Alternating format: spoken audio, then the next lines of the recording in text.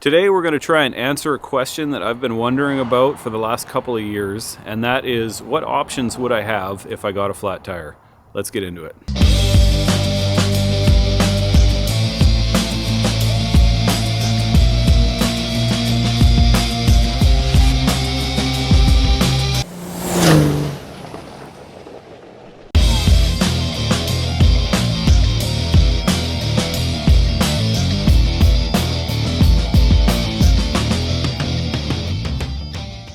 All right, folks, well, for those of you that have been following along with this truck build, I'm sure the fact that I haven't put something out in the last week and a half will let you know that there has been a problem getting parts for the transfer case.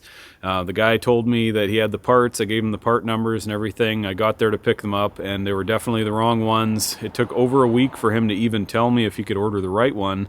It's now been ordered, and I'm looking at least a week or so until it's in Vancouver. So again, the truck is probably down for the next couple of weeks.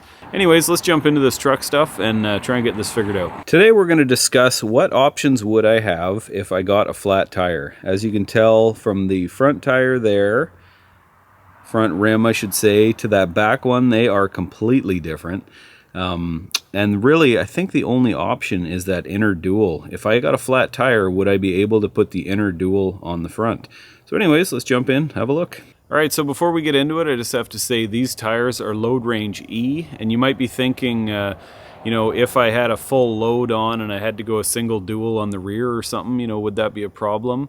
And these tires are actually rated for, I think, well over double what this truck's gross vehicle weight rating is anyways. So even if I had to go a single dual on the back just to, get home or whatever, theoretically speaking, it should still be just fine in terms of weight. Possibly it might be hard on a wheel bearing if there's only the outer dual on there, pointed outwards. But anyways, it's nice to know that at least I could get home, because this is a very odd sized tire on this truck, being a 37 by 11.5 R20. It's really not something you're going to see around much. I think Nitto might be the only one that actually makes that size. So if you're out in the middle of nowhere and you get a flat, you're going to kind of need to deal with it yourself, because most likely you're going to be ordering something to get a replacement. So anyways, let's jump in and have a look.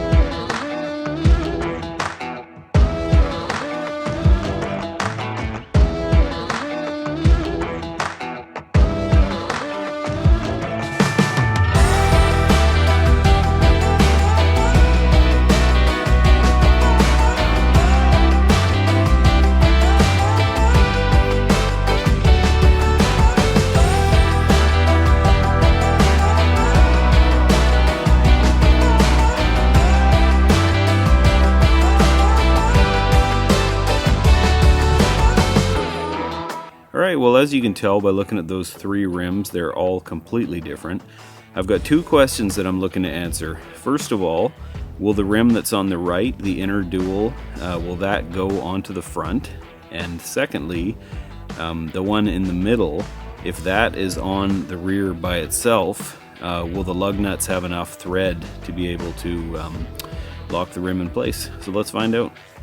Okay, well, first up, we're going to try and put the inner dual on the front. If this won't work, then I've basically got no options. I don't think there's anything I can do to swap them around and make it work. So hopefully it will go on. The only thing that might complicate that is that I have a set of free spin hubs that I've put on here, and these are aftermarket hub extenders, or whatever you call these, hub spacers, that had to work or had to go on in order to accommodate these. So hopefully that inner bore is the same, but let's find out.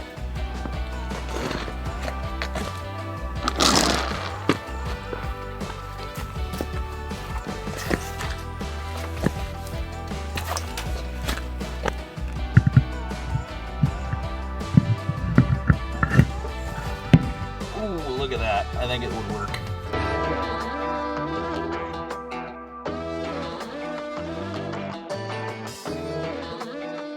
All right, well, there you go. I was starting to have my doubts, but very happy to know that this does fit on there. And if I had to, I'm pretty sure that I could definitely use this as a spare tire. One thing that I will note is that the taper on this doesn't seem to be a taper here, so I'm not sure how safe or proper it would be, but you know, worst case scenario, you got to stop every few miles and just make sure it hasn't loosened up or whatever. But theoretically, you could pretty sure use that as a spare tire. So now let's jump on the back and see if there's enough thread in here to offset the amount of rim that isn't there. All right, now the next question is, does this lug nut have enough thread to tighten this rim down, even though that inner rim isn't there? I would say this is less of an issue. I'm sure there's a way that I could get some sort of open-ended one or something, but let's just throw it on and see. All right, now at first glance, this is actually seeming a little bit questionable. I'm going to use this pine needle here and just get a rough measurement of the exposed thread here, and then try and put that in here. Okay, so I've got that much there. Looks pretty good actually. Oh yeah. So there's that much inside there. Oh yeah, I think this would definitely work.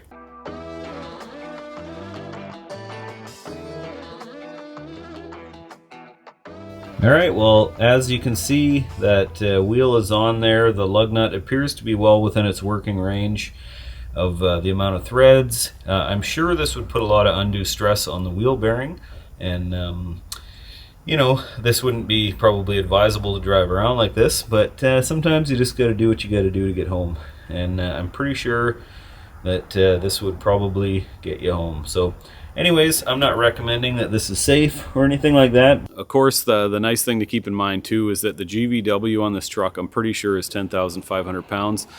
So the 6 tires combined here are rated for, I think, about 24,000 pounds. So there's a lot of leeway. I mean, I will have an air compressor on this truck, so if I had to crank up the pressure to offset the additional load that a tire was seeing, you know, we can do that. So one little tidbit that I will mention, I had a heck of a time finding a set of rims for this truck.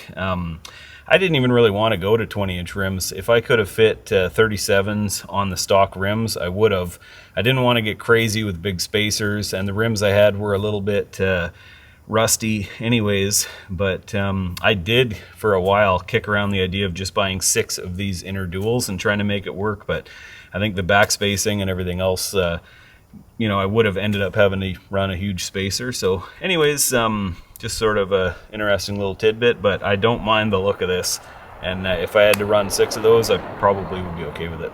All right, folks, well, there we have it. I've been worrying about this for a while. I know most vehicles that are jacked up probably don't have a spare tire, and depending on how far you are from home, you know, that may or may not be an issue. There's probably lots of trailside repairs with a plug kit or whatever, but when I built this truck, or when I started doing it, I was thinking about putting a camper on here and going on all sorts of adventures all over the place with my family.